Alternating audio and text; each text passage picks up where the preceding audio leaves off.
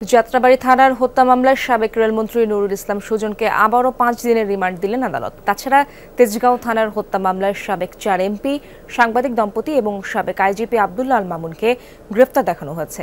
তাদের জামিন আবেদন করা হলেও নামঞ্জুর করেছেন আদালত। এ বিষয়ে বিস্তারিত তথ্য জানবো আমার সহকর্মী রাব্বি সিদ্দিকের কাছ থেকে। রাব্বি, যাত্রাবাড়ী ও তেজগাঁও থানায় দায়েরকৃত হত্যা মামলাগুলোর শুনানির ব্যাপারে সবশেষ কি তথ্য রয়েছে আপনার কাছে?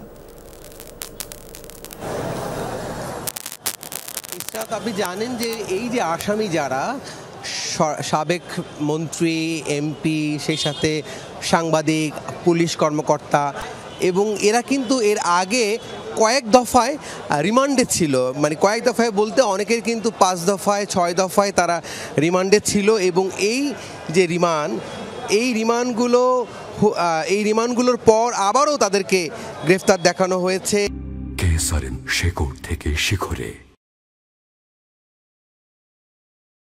এবং এই যে আজকে যেই গ্রেফতার দেখানো হয়েছে সেটি হচ্ছে, আপনি জানেন যে সাবেক রেলমন্ত্রী নুরুল ইসলাম সুজন, তাকে রফিকুল ইসলাম হত্যা মামলা, এই রফিকুল ইসলাম এই 5 জুলাই আগস্টের যে গণ অভ্যুত্থান, সেই গণ অভ্যুত্থানের একজন শহীদ।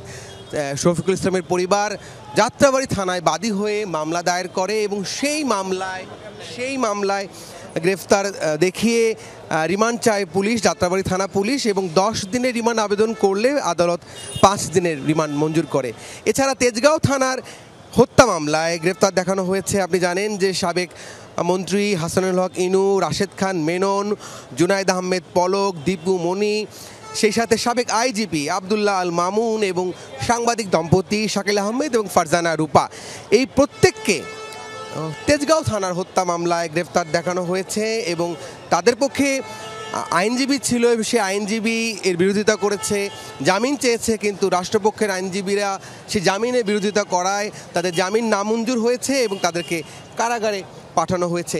তার মানে তারা এর আগেও বেশ কয়েক দফায় তারা রিমান্ডে ছিল বিভিন্ন মামলায়, এবং সবশেষ আজকে আবার তাদেরকে গ্রেফতার দেখানো হলো এবং সেই সাথে নুরুল ইসলাম সুজনকে 10 দিনের রিমান্ড মঞ্জুর করা হলো 5 দিনের।